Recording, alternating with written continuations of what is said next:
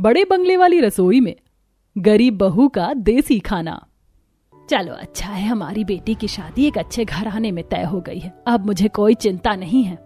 तुमने बिल्कुल सही कहा, हमारी बेटी कितनी जल्दी बड़ी हो गई है, अब कुछ दिन बाद विदा होकर अपने ससुराल चली जाएगी। हाँ बिल्कुल, तब तो मुझे इसकी बहुत याद सताएगी। पता नहीं कैसी रीत है, हमें क्यों लड़कियों को इस तरह विदा करना पड़ता है। सच में हमारा कलेजे का टुकड़ा, जिसे हमने बचपन से इतना पाल पोस कर बड़ा किया, उसे पल भर में खुद से दूर कर देना बहुत मुश्किल होता है। लेकिन क्या करें, दुनिया ने ये रीति बनाई है, अब इसे निभाना तो होगा ही। तभी वहाँ पायल भी आती है। क्या बात है, आप दोनों किस बारे में बात कर रहे हैं? अरे कुछ नहीं बेटा, हम तो बस ऐसे ही। अच्छा ठीक है बेटा, तुमने सारा सामान अच्छे से चेक कर लिया है ना, कोई कमी तो नहीं रह गई? हाँ मम्मी, आज का तो सारा काम हो गया है, सामान भी आ गया है। नेहा और पायल दोनों ने हमारी इतनी मदद की है, शॉपिंग करने से लेकर घर को सजाने तक सारा जिम्मा उन दोनों ने ही संभाला है। सही कहा, तेरी सहेलियां हमेशा हर चीज में आगे रहती हैं। कल तेरी हल्दी की रस्म है। अगले दिन पायल के घर में सभी आ जाते हैं और उसकी हल्दी की रस्म शुरू होती है। और बताओ पायल मैडम जी, कैसा लग रहा है तुम्हें? अच्छा तो लग रहा है ना? और ये भी कोई पूछने वाली बात है, जब इतने अच्छे घर में रिश्ता हुआ है तो अच्छा तो लगेगा ही ना। अरे बड़े बंगले वाले घर में रिश्ता क्या हुआ, पायल के मन में तो लड्डू फूट रहे होंगे। ओ हाँ बिल्कुल सही कहा, अब तो पायल बड़े बंगले की मालकिन बन जाएगी, और कहाँ हम छोटी झोपड़ी में रहने वाले लोग, फिर तो ये हमें बिल्कुल ही भूल जाएगी। अरे तुम दोनों भी ना कैसी पागलों वाली बातें कर रही हो, मैं भला तुम दोनों को कैसे भूल सकती हूँ? तुम दोनों तो मेरी किडनी हो, किडनी। वाह क्या गजब की बात कही, हम तेरी किडनी है, यानी हम तेरे दिल में नहीं बसते। अरे सीमा, तू भी समझती नहीं है, दिल में तो अब सैया जी बसेंगे ना। दोनों की बातें सुनकर पायल शर्मा जाती। दोनों पायल को बहुत छेड़ रहे थे। तुम दोनों बस करो, अब चुप भी हो जाओ, कुछ ज्यादा ही छेड़ रही हो मुझे। हाँ, अब इसे छेड़ना बंद करो और जल्दी से इसे हल्दी लगाओ। हल्दी का रंग भी तो अच्छा आना चाहिए ना, हमारी दुल्हन सबसे प्यारी लगनी चाहिए। हल्दी की रस्म शुरू होती है। सभी रिश्तेदार पायल को अच्छे से हल्दी लगाते हैं, उसके गाल और हाथ सभी हल्दी से रंग जाते हैं। एक तरफ पायल के मायके में भी अच्छे से सभी रस्में हो रही थी, वहीं दूसरी तरफ उसके ससुराल के बड़े बंगले में भी शादी की तैयारियां जोरों शोरों से चल रही थी। अरे भैया, उन फूलों को जरा अच्छे से लगाओ, देखो आपने वहां कितना स्पेस खाली छोड़ दिया है। एक आदमी सीढ़ी पर चढ़कर फूलों से सजावट कर रहा था और रिया उसे सब समझा रही थी कि कैसे करना है। एक बात बताओ, आपने गेंदे और चंपा के फूल तो लगा दिए, लेकिन गुलाब के फूल कहाँ रह गए? मैंने स्पेशल कहा था ना कि सेंटर में गुलाब के फूल होने चाहिए। अरे मैडम जी, अभी एक और कंटेनर आना बाकी है, बाकी सारा सामान और फूल उसी में है। फिलहाल आप मुझे बेस बता दीजिए, मैं पहले इन फूलों को तो लगा दूं। अच्छा ठीक है, लेकिन अपना काम अच्छे से करना, मुझे कोई कमी नहीं लगनी चाहिए, वरना तुम्हारे पैसे काट लूंगी। इतना कहकर रिया बाहर गार्डन में जाती है, जहां पर बहुत सुंदर डेकोरेशन करवानी थी और पायल की सास कमला ने पहले से ही उसका जिम्मा ले रखा था। अरे भैया, जरा ढंग से काम करो, फूलों की छतरी जरा अच्छे से बनाओ, दूल्हा दुल्हन जब आएंगे तो इसी के नीचे से तो आएंगे। अरे मैडम जी, आप चिंता मत कीजिए, मैं बहुत मजबूत और अच्छा काम ही करूंगा, मैं सभी चीजों को अच्छे से सजाऊंगा। हाँ ठीक है, सब अच्छे से करना, और ये करने के बाद तुम्हें सारे झूमर भी बदलने, याद है ना? सारे महंगे वाले झूमर बदलकर उन्हें भी अच्छे से फिट करना है। अरे जी मैडम जी, मुझे सब याद है, मैं सब कर दूंगा। अच्छा मम्मी, यहाँ पर बाकी सब देख लेंगे, फिलहाल हमें गहने और कपड़े भी तो लेकर आने हैं। मेरी ड्रेस की उन्होंने फिटिंग भी कर दी होगी। मुझे तो बहुत एक्साइटमेंट हो रही है, जब मैं डिजाइनर ड्रेस पहनकर सबके सामने जाऊंगी तो कितना अच्छा लगेगा ना। हाँ, साथ ही हमें तुम्हारी भाभी के जो कपड़े सिलने के लिए दिए थे उन्हें भी तो लेकर आना है। और क्या तुमने सुनार से बात कर ली है? उसने सारे गहने तैयार कर दिए हैं ना? हाँ मम्मी, सब तैयार हो गया है, हमें बस जाकर लेकर आना है। दोनों सबसे पहले टेलर के पास जाती और वहां से कपड़े उठाने के बाद सुनार की दुकान पर जाकर वहां पर जितने भी गहने थे उन सबको लेकर घर आ जाती हैं। घर आने के बाद देखो मम्मी, ये सारे गहने कितने सुंदर हैं और हम दोनों की डिजाइनर ड्रेस भी कितनी अच्छी लग रही है। बिल्कुल सही कहा तूने, हम शादी में सबसे अच्छे लग रहे होंगे, ये सब पहनकर हम तो कमाल ही कर देंगे। अगले दिन पायल की मेहंदी की रस्म होती है और उसे मेहंदी लगती है। जीजा जी का नाम अच्छे से छुपाना, ताकि खुद जीजा जी भी उसे ढूंढ ना सके। हाँ, इतनी आसानी से उन्हें नाम नहीं मिलना चाहिए।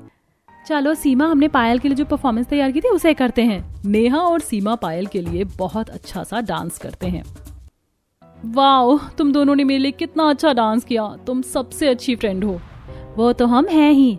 इस तरीके से सारी रस्में होती हैं और शादी वाले दिन जब बारात आ जाती है, बेटा तुम जरा मेहमानों को देखना। आंटी जी आप चिंता मत कीजिए, हम सब संभाल लेंगे, हम यहाँ पर आपकी मदद करने के लिए ही हैं। हाँ हम सब संभाल लेंगे। शादी में नेहा और सीमा ने सब काम अच्छे से संभाला। वहीं पर थोड़ी देर बाद पायल और रोहन दोनों अग्नि के सामने साथ फेरे लेते हैं और जीवन भर साथ निभाने की कसमें खाते हैं। फेरे लेने के बाद पायल को डोली में बिठाया जाता है। मुझे ससुराल नहीं जाना है। अरे बेटा तुम कैसी बात कर रही हो, शादी के बाद ससुराल ही तो जाना होता है। कोई बात नहीं, तू चिंता मत कर, बस वहाँ अपना ध्यान रखना और जब भी हमारी याद आए तो हमसे मिलने आ जाना। हाँ बेटा, तुझे जब भी हमारी जरूरत हो हमें बस एक बार बता देना, हम तुरंत आ जाएंगे। आप दोनों भी अपना अपना ध्यान रखना। चिंता मत करो पायल, हम हैं, हम इनका ध्यान रखेंगे। इस तरह पायल को अलविदा किया जाता है और वह डोली में ससुराल पहुंचती है। वहां उसके ससुराल वाले उसका धूमधाम से स्वागत करते हैं। वो बंगला बहुत बड़ा था। उसके सामने एक शानदार गार्डन था जिसे ढेर सारे शानदार फूलों से सजाया हुआ था और चारों तरफ स्पार्कल गन्स भी लगी हुई थी। वाह, मेरे ससुराल वालों ने तो मेरा ग्रैंड स्वागत किया है, मुझे बहुत अच्छा लग रहा है। गार्डन में शानदार एंट्री के बाद वह दरवाजे तक पहुंचती है। तब बेटा अपने पैर से इस कलश को गिराओ और इस घर में गृह प्रवेश करो। आज से ये बड़े बंगले वाला ससुराल तुम्हारा है। पायल अपने दाहिने पैर से कलश गिराती है और कमला आरती की थाली से उसकी आरती उतारती है और इस तरह पायल का शानदार गृह प्रवेश होता है। रात को सभी बहुत थक जाते हैं और सो जाते हैं। अगले दिन सुबह पायल उठकर अपने कमरे से बाहर निकलती है और सभी को ढूंढ रही होती है। अरे यार कितना बड़ा बंगला है, कितना शानदार बंगला है मेरे ससुराल वालों का। इतना बड़ा ससुराल है, सबको कहाँ ढूंढूं मैं। पायल देखती है कि वहां पर ढेर सारे कमरे और बड़े बड़े झूमर लगे हुए थे। काफी देर बाद ढूंढने के बाद पायल हॉल में पहुंचती है जहां सब बैठे हुए थे। अरे बेटा तुम इतनी जल्दी उठ गई, जरा थोड़ी देर और आराम कर लेती। शादी की थकान, तुम थक गई होगी ना। कोई बात नहीं मम्मी जी, मैं बिल्कुल ठीक हूँ और वैसे भी मुझे सुबह जल्दी उठने की ही आदत है। अच्छा फिर तो ठीक है। तो भाभी आज आपकी पहली रसोई है, तो फिर आज आप हमें पहली रसोई में क्या क्या बनाकर खिलाएंगी, बताइए जरा हमें। आप जो कहें मैं वही बना दूंगी। मैं क्या बताऊं? तुम कुछ मत बताओ बेटा, जो तुम्हारा बनाने का मन है तुम वो बना सकती हो। तुम अपनी मर्जी से कुछ भी बना सकती हो, हमारी कोई डिमांड नहीं है। हाँ बहू, आज तुम्हारी पहली रसोई है, तुम अपनी मर्जी से कुछ भी बना सकती हो। तो ठीक है, आज मैं आप सभी को अपनी पसंद का स्वादिष्ट खाना बनाकर खिलाऊंगी। इतना कहकर पायल रसोई में जाती है, लेकिन अंदर रसोई का नजारा देखकर वो बहुत हैरान और कंफ्यूज हो जाती है। हे भगवान, ये क्या इतना सब सिस्टम है, मुझे तो कुछ समझ ही नहीं आ रहा। ये रसोई है या कोई बड़ा सा शोरूम? देखो तो जरा कैसा अजीब अजीब सा सामान रखा है यहाँ। भला रसोई में भी इतना सारा सामान होता है? रसोई में ऑटोमेटिक चूल्हा, ओवन, एयर फ्रायर, बड़ा सा फ्रिज, कांच के बहुत सारे अलग अलग डिजाइन के बर्तन, डिशवॉशर, वहां पर सभी चीजें रखी हुई थी। इनमें से कोई भी चीज आज से पहले पायल ने कभी नहीं देखी थी। अब मैं क्या करूं? मुझे तो इनमें से आधी चीजों के बारे में पता ही नहीं है। अरे आधी तो छोड़ो, मुझे तो किसी भी चीज के बारे में नहीं पता कि ये सब क्या है और इन सब पर खाना कैसे बनाया जाता है। एक काम करती हूँ, वापस बाहर जाती हूँ। पायल वापस हॉल में आती है। क्या बात है बहू? वो मम्मी जी, मुझे ना रसोई का सिस्टम बिल्कुल भी समझ नहीं आ रहा। मैंने आज से पहले ऐसी रसोई कभी नहीं देखी है। मुझे कुछ समझ ही नहीं आ रहा कि इतना सारा सामान आखिर किस चीज के लिए रखा हुआ है। अच्छा भाभी, बस इतनी सी बात है, कोई बात नहीं, चलिए मैं आपको चलकर रसोई में सारा सिस्टम समझाती हूँ। अच्छा ठीक है, चलते हैं। रिया और पायल दोबारा रसोई में जाते हैं और रिया सबसे पहले पायल को गैस का सिस्टम समझाती है। देखिए भाभी, ये गैस इस तरीके से ऑन होगी और आपको जब बंद करना है तो बस इसको इस तरह घुमा देना और ये बंद हो जाएगी। देखा कितना सिंपल है, आसान है ना? हाँ शायद समझ आ गया है। अच्छा सिलबट्टा कहाँ पर है? क्या कहा? कौन सा फट्टा? अरे सिलबट्टा एक पत्थर का इतना बड़ा टुकड़ा होता है, उसके ऊपर हम छोटे पत्थर के टुकड़े से चटनी को पीसते हैं। ओह भाभी, मुझे इतनी सारी चीजों के बारे में कुछ नहीं पता, लेकिन आपको चटनी पीसने के लिए इतनी मेहनत करने की जरूरत ही क्या है? क्योंकि चटनी तो पिसी हुई ही अच्छी लगती है ना। अगर चीज को नहीं पीसेंगे तो वो चटनी किस बात की हुई? भाभी मेरे कहने का मतलब था कि चटनी बनाने के लिए हमारे पास मिक्सर है, आप उसमें 2 मिनट में चटनी पीस सकते हो। मिक्सर? अब ये कौन सी बला का नाम है भला? रिया मिक्सर निकालती है और पायल को दिखाते हुए कहती है, इस बला का नाम है मिक्सर, लेकिन मैं इसमें चटनी कैसे पीसूंगी? मैं अभी आपको इसे चला कर दिखाती हूँ। रिया जैसे ही मिक्सी चालू करती है उसकी इतनी तेज आवाज से पायल डर जाती है। अरे इसकी आवाज तो कितनी भयंकर है, अगर मैं इसे चलाऊंगी तो मेरे तो सर में दर्द हो जाएगा। कुछ नहीं होगा भाभी, अभी आपके लिए ये सब नया है इसलिए आपको ऐसा लग रहा है, लेकिन एक बार जब इन सब का इस्तेमाल करोगी ना तब आपको खुद ही इन सब की आदत हो जाएगी। उम्मीद है आपको सब अच्छे से समझ आ गया होगा, मैंने सब कुछ अच्छे से समझा दिया है। अब मैं चलती हूँ, अब आप अपना काम शुरू कर सकती हैं। इतना कहकर रिया वहाँ से चली जाती है। पायल कोशिश तो करती है लेकिन उसे उस रसोई के बारे में कुछ भी समझ नहीं आया था, इसीलिए वह दोबारा हॉल में जाती है। अब क्या हुआ भाभी, अब फिर से कोई परेशानी है क्या? हाँ बिल्कुल परेशानी ही परेशानी है, मुझे इस रसोई में कुछ भी समझ नहीं आ रहा है। मैं अपनी पहली रसोई बहुत अच्छे से करना चाहती हूँ और मैं चाहती हूँ कि मैं उसे देसी तरीके से ही करूँ। लेकिन बहू तू पहली रसोई देसी तरीके से कैसे करेगी? हमारे यहाँ देसी तरीका कुछ भी नहीं है, सब कुछ नए जमाने के हिसाब का है। आप चिंता मत कीजिए, मैं खुद मिट्टी से अपने लिए अच्छा सा चूल्हा बना दूंगी, बस मुझे सिलबट्टा और कुछ मिट्टी के बर्तन चाहिए। लेकिन ये सब करने में बहू तुझे बहुत परेशानी हो सकती है। पापा जी बल्कि मुझे तो अभी परेशानी हो रही है, लेकिन अगर मैं ये सब करूंगी तो मुझे बिल्कुल भी परेशानी नहीं होगी, क्योंकि मुझे इसी चीज की आदत है और उसमें तो मैं चुटकी भर में अपना काम अच्छे से कर लूंगी। अच्छा ठीक है बेटा, जैसा तुम्हें सही लगे तुम वैसा कर सकती हो। वैसे भी मुझे बहुत समय हो गया देसी तरीके से खाना खाए हुए, उसका स्वाद भी कुछ अलग ही होता है। चलो ठीक है, अगर ऐसा ही है तो तुम एक काम करो, रोहन को लेकर बाजार चले जाओ और सारा सामान लेकर आ जाओ। पायल रोहन के साथ बाजार जाती है और वहाँ से तरह तरह के मिट्टी के बर्तन खरीदती है, जैसे मिट्टी का तवा, मिट्टी की हांडियाँ, मिट्टी के ग्लास, कटोरी, छोटे छोटे मटके, सब कुछ ही मिट्टी का ही होता है। जब हमारे घर में पहले से ही इतने सारे बर्तन हैं, तो मुझे समझ नहीं आ रहा कि तुम इतने सारे मिट्टी के बर्तन क्यों खरीद रही हो। देखिए जी, मिट्टी के बर्तन बहुत अच्छे होते हैं, इससे खाने का स्वाद भी दुगना हो जाता है और इसमें खाना खाना चाहिए, वो हमारे स्वास्थ्य के लिए भी अच्छा होता है। आप चिंता मत कीजिए, एक बार आप मिट्टी के बर्तन में खाना शुरू करेंगे ना, उसके बाद आप अपने कांच स्टील के सभी बर्तनों को भूल जाएंगे।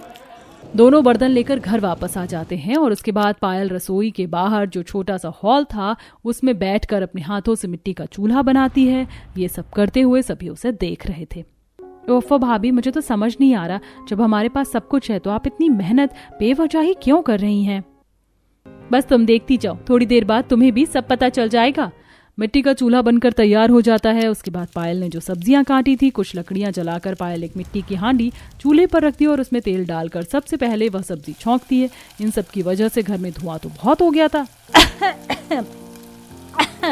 बेटा धुआं तो बहुत ज्यादा हो रहा है, जरा ध्यान से काम करना। उफ, मेरी तो आंखें भी जल रही हैं।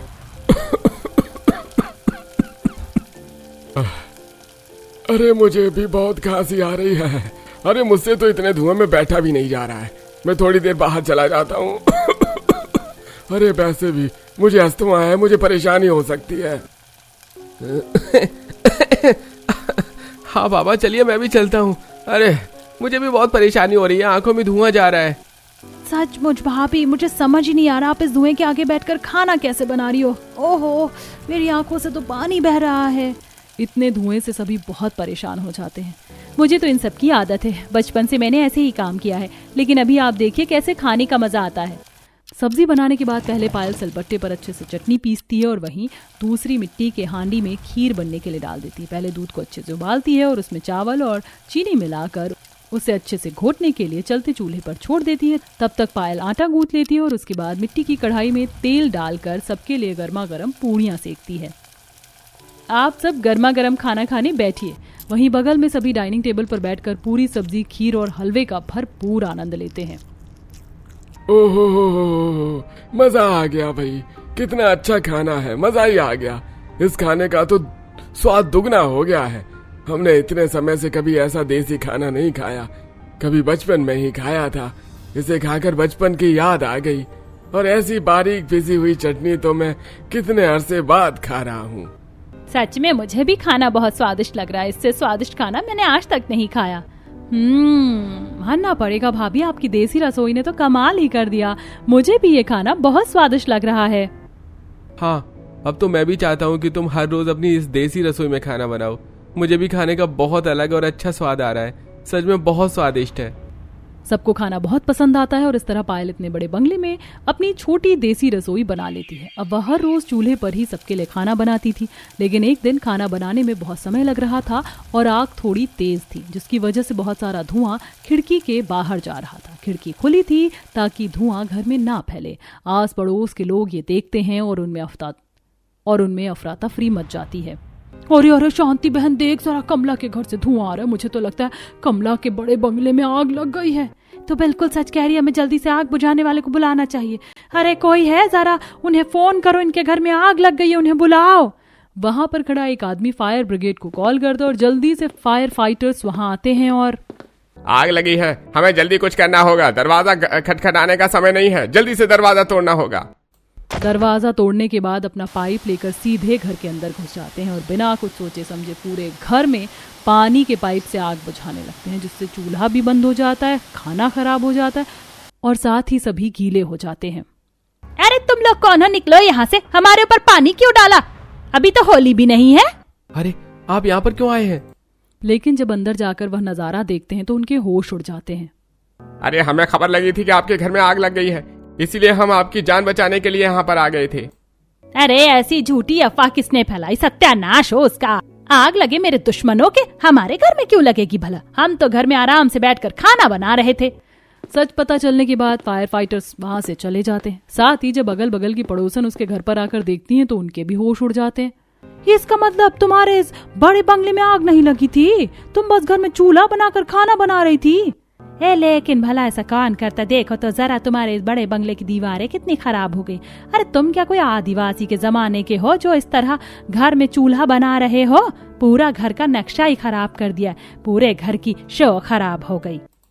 अरे तो क्या हो गया, कम से कम हमें देसी खाना खाने को तो मिल रहा है।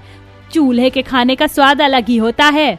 अरे ऐसा भी क्या स्वाद लेना जिससे बंगले का नक्शा ही बिगड़ जाए? कहने को तो इतना बड़ा बंगला, और क्या तुम्हारे पास एक सिलेंडर खरीदने तक के पैसे नहीं है क्या, जो तुम पुराने जमाने की तरह मिट्टी के चूल्हे पर खाना बना रही हो? सही कहा, कैसे आदि मानवों जैसी सोच है इनकी। अरे अगर आदिवासियों के पास भी इतनी सुविधा हो तो वो भी चूल्हे पर खाना नहीं बनाएंगे। दोनों पड़ोसन उनका मजाक बनाकर वहाँ से चली जाती हैं। इन्हें और कोई काम नहीं है, बस दूसरों पर बातें मारनी ही आती हैं।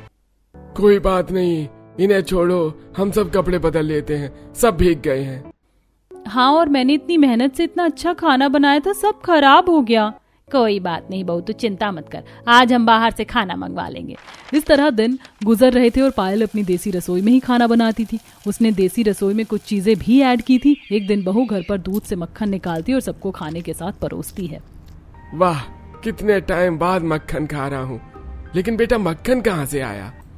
पापा जी, मैंने मक्खन घर पर खुद ही बनाया है। मैंने सोचा जब हम दूध लेते ही हैं तो क्यों ना मैं घर पर ही मक्खन और घी बना लूं। वाह बेटा, सच में तुमने तो कमाल कर दिया। तुम वाकई बहुत मेहनती हो और इस घर की अन्नपूर्णा हो। जब से घर में आई हो, हमारा स्वादिष्ट खाने से अच्छी पेट पूजा हो जाती है। बिल्कुल सही कहा जी आपने। हमारी बहू हमारे खाने पीने का बहुत अच्छे से ध्यान रखती है। आजकल दही का स्वाद भी बहुत अच्छा लगने लगा है। मम्मी जी, मैं अब दही भी घर पर दूध से ही जमाती हूँ। मैंने बाहर से मोल की चीजें लेना बंद कर दिया है। इसे कहते हैं असली संस्कार। हमारी बहू ने तो कमाल कर दिया। रसोई की जिम्मेदारी इतनी अच्छे से संभाली है कि बस पूछो ही मत। हाँ, मुझे बहुत खुशी है कि तुम इस घर की बहू हो। तुमने तो सच में कमाल कर दिया। एक अच्छी पत्नी होने के साथ बहुत अच्छी बहू भी हो तुम। सभी पायल से बहुत खुश थे। वो सबको बहुत स्वादिष्ट देसी तरीके से अच्छा खाना जो बनाकर खिलाती थी।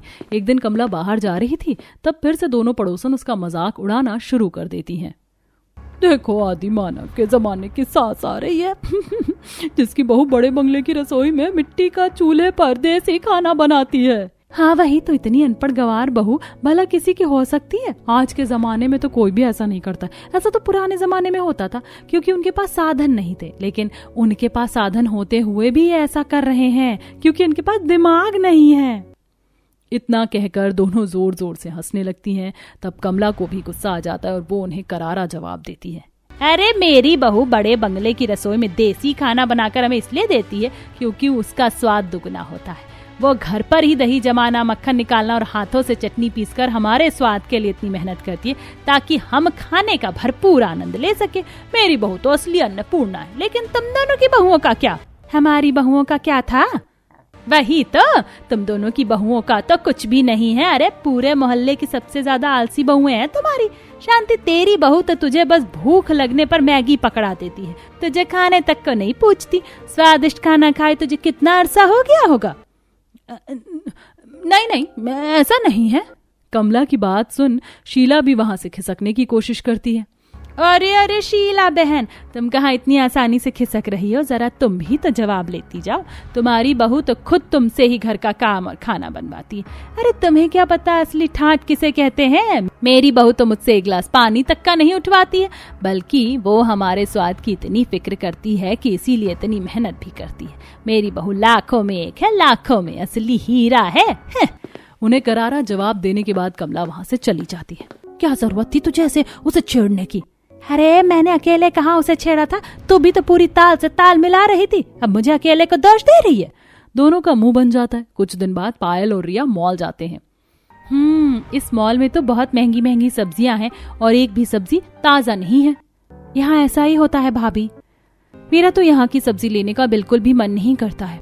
अगर यहाँ की सब्जी नहीं लेंगे भाभी, तो क्या आप सब्जियां भी खुद ही उगाने लग जाओगी, जैसे आपने मक्खन और दही घर पर बनाना शुरू कर दिया है? अरे हाँ, तुमने ये बहुत अच्छा आइडिया दिया। वैसे भी हमारा इतना बड़ा गार्डन है, वो किस काम आएगा? अगर हम घर में ताजी सब्जी उगाएंगे तो खाने का स्वाद अभी दोगुना है, वो चौगुना हो जाएगा। अरे भाभी, आप तो मेरी बात को कुछ ज्यादा ही सीरियसली ले गई। नहीं, मैं बिल्कुल सही कह रही हूँ। चलो अभी हम जरूरी से जरूरी सब्जियां लेकर जल्दी घर चलते हैं, फिर मुझे इस बारे में भी अच्छे से सोच विचार करना होगा। दोनों सब्जी लेकर घर आ जाते हैं और उसके बाद पायल रात का खाना बनाने चूल्हे पर बैठ जाती है। चूल्हा जल रहा था और उसका धुआं पूरे घर में फैल रहा था, जिससे रमेश को बहुत ज्यादा परेशानी हो रही थी और उसकी खांसी बंद ही नहीं हो रही थी। अरे इस खांसी ने तो नाक में दम कर दिया भाई। लेकिन खांसी तो मुंह से हो रही है। क्या तुम्हें भी इस समय मजाक के मूड में लग रहा हूँ? अरे जरा मेरा इनहेलर लेकर आओ। माफ करना जी, मैं तो आपका मूड ठीक करने की कोशिश कर रही थी। मैं अभी जल्दी से इनहेलर लेकर आती हूँ। कमला जल्दी से रमेश का इनहेलर लेकर आती है।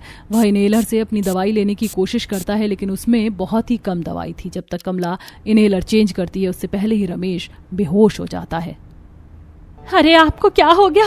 अपनी आंखें खोलिए। बाकी सब भी वहाँ दौड़े आते हैं। पापा आपको क्या हो गया? पापा, हमें पापा जी को जल्दी से हॉस्पिटल लेकर जाना चाहिए। हाँ चलो जल्दी से पापा को गाड़ी तक ले जाने में मेरी मदद करो। सभी बड़ी मुश्किल से रमेश को गाड़ी में बिठाने के बाद अस्पताल लेकर जाते हैं और वहाँ पर उसका इलाज होता है। तब देखिए, इनको पहले से ही अस्थमा की परेशानी है और अभी इनके फेफड़े और भी ज्यादा कमजोर हो गए हैं। ये कहीं बहुत ज्यादा धुएं वाली जगह में तो नहीं रह रहे हैं, जिसकी वजह से इनकी यह हालत हुई है, जबकि इन्हें तो इन सब चीजों से बहुत दूर रहना चाहिए। आपने इतनी बड़ी लापरवाही क्यों की? माफ कीजिएगा डॉक्टर, हमारी ही गलती है। हमें ध्यान देना चाहिए था। लेकिन क्या आप पापा ठीक हो गए हैं? हाँ, अब उनकी हालत में सुधार है और अब वो स्टेबल भी है, लेकिन अब आपको उनका ध्यान रखने की बहुत ज्यादा जरूरत है। जी, अब हम उनका अच्छे से ध्यान रखेंगे। अच्छे से इलाज होने के बाद रमेश को घर वापस लाया जाता है और इन सब की वजह से पायल को बहुत बुरा लगता है और वो रोते हुए कहती है, आप सब मुझे माफ कर दीजिए, ये सब मेरी वजह से ही हुआ है। मैंने ही अपनी छोटी सी देसी रसोई बनाने की जिद की थी, लेकिन मुझे नहीं पता था कि इतना कुछ हो जाएगा। मैं आगे से ऐसा नहीं करूंगी। अरे कोई बात नहीं बेटा, तुझे उतना उदास होने की जरूरत नहीं है। तूने कुछ भी जानबूझकर नहीं किया है। हाँ बहू, परेशान होने की जरूरत नहीं है, कोई बात नहीं। तुझे इन सब चीजों की आदत नहीं थी, इसलिए तूने ऐसा किया, बल्कि तूने तो हमारे लिए ही सोचा था। लेकिन चिंता मत कर, अब सब ठीक हो गया है। अब से मैं जो रसोई वाला चूल्हा है उसी को इस्तेमाल करना सीखूंगी और उसी पर सबके लिए खाना बनाऊंगी। ठीक है बहू, तुझे जैसा सही लगे वैसा कर सकती है, हम तेरी पूरी मदद करेंगे। हाँ भाभी, मैं आपकी पूरी मदद करूंगी इस बड़े बंगले की रसोई में देसी खाना बनवाने में। अगर ऐसा है तो मेरी कोई मदद की जरूरत है तो तुम मुझे बता सकती हो, मैं भी तुम्हारी पूरी मदद करूंगा। सबकी बात सुनकर पायल मुस्कुराती है। सच में मेरा सौभाग्य जो मुझे ऐसा ससुराल मिला। और हमारा सौभाग्य कि हमें तुम मिली। इस तरह सभी हंसी खुशी चीजों को समझते हैं और उसके बाद पायल ने बड़े बंगले की रसोई में ही खाना बनाना शुरू कर दिया था। हालांकि वह रसोई में अपने देसी नुस्खे ही अपनाती थी, जिसके बिना पायल रसोई पूरी ही नहीं कर सकती थी, क्योंकि उसकी जान उसकी देसी रसोई में ही बसती थी।